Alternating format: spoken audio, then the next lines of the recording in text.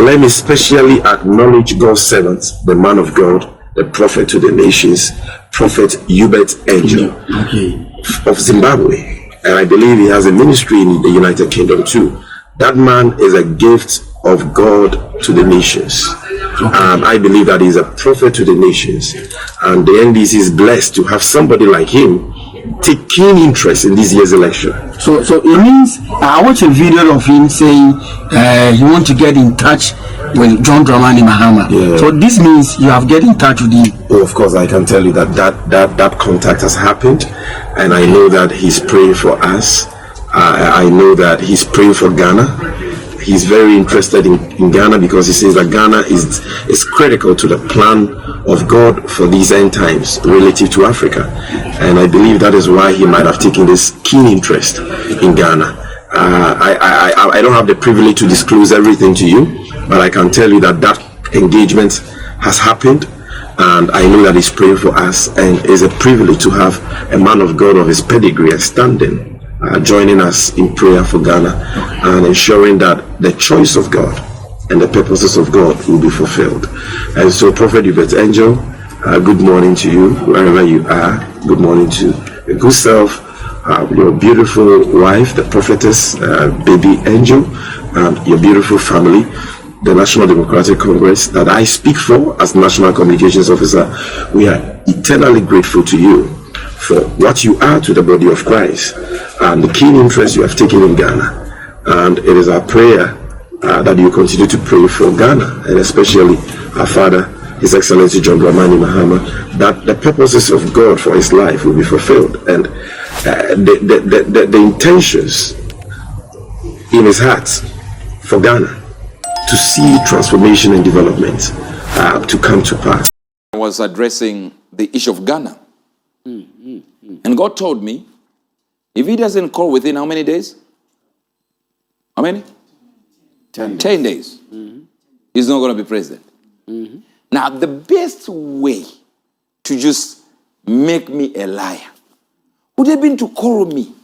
And we record it. You get the point? Yes, sir. You record, I record. Then when you don't become a president, you say, look, I actually called you. I called him. It didn't happen. In 10 days. Do you understand? Now, I'm called now by people that I respect and honor. And then I got back to God. God says, okay, now, leave it to these people because anything can be reversed.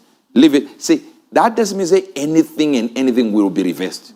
When God hasn't said it, that you will not be reversed or it will be reversed, I can't say it. But what I knew for sure, you call me in 10, it's guaranteed. Now you are in a wish-wash position now, because now I also have to be like, okay, now if God is saying I can approach him, afterwards when you have now called me at your own time, I go and pray. God says now talk to this 1, 2. They will be responsible not to make him one, but to pray for him so that I reverse the injunction I put when you said what you said. I had given you an injunction. So now guess what? I'm simply dealing with my injunction within 10 days. Should happen. Now I've got luminaries in the spirit saying, what just happened? I speak to God. I come back. I said, God, I said 1, 2 should be the ones to talk to me and establish that I reverse that 10 days. But I also give him rules to follow, which I'm not privy to. I don't know whether he followed everything. I don't know whether they are going to make him that. I only know mine. And then the second part was, tell them what? Tell them that they are now to take over in order to reverse that if he doesn't call within 10 days, because he did. So I'm going to deal with this reverse. Tell them. Do I know if it has happened? I don't. The easiest thing would have been to Go. Simple. Just call. I said it live. Within 10 days. You said see? it live. Kabila, I said 10 days. 1 hour after that, I had already received calls. Even while you were preaching. And he's still alive. While I was preaching, they were already calling. Yeah.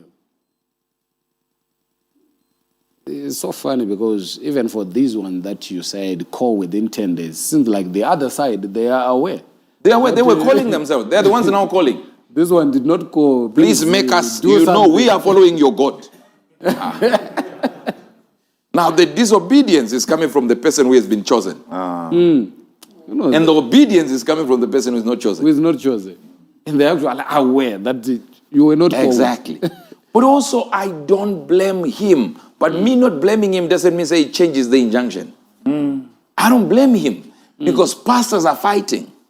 The pastors around him would have told him, don't listen to that guy. Don't, because they think I'm a local prophet. I saw some newspaper article written, a Zimbabwean prophet said this. I am definitely Zimbabwean. I'm also British. I'm also other nationalities as well that you don't know. Now, do you understand them? But above all, I'm not a local prophet. Yes, That's sir. true. You are not. No. You are not. Local prophets are there. Do you understand you can actually go to Canada and you still be a local prophet in Zimbabwe? After this fufu and pepper soup, I'll go. Well, still in Canada. Even the blogs in this country, when they were talking about top 5 prophets in Zimbabwe, they were not putting me. No, they were not putting me. No, you can't be in that. And people would even be arguing why, when they make a mistake of putting me, they say, no, this one is not from Zimbabwe. It's not in Zimbabwe now. They were trying to remove me from those lists. And I said, who are the 5 prophets who have stayed in Zimbabwe? They will put other people. I'm not there because I'm also staying here. Then you go in the national prophecy, I'm on the top. You go like, but I'm Zimbabwean. Why did you put there?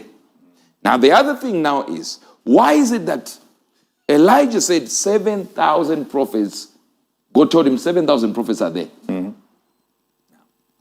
Elijah said, no rain until at my word. How did he know he had enough power for 7,000 prophets to be down? That they couldn't change his word? Simple. Because there are classifications in prophets.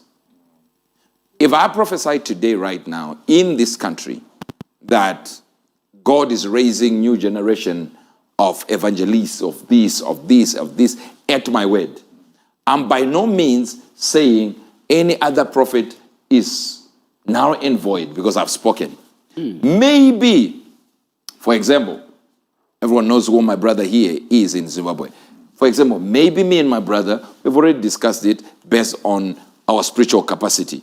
And we've discussed the issue. And we agree. So when I've mentioned, he has also mentioned it. If I mention it, unless at my word, it does not mean to say I'm more powerful than him on this issue or is more powerful than me in this issue when he's talking about the rain.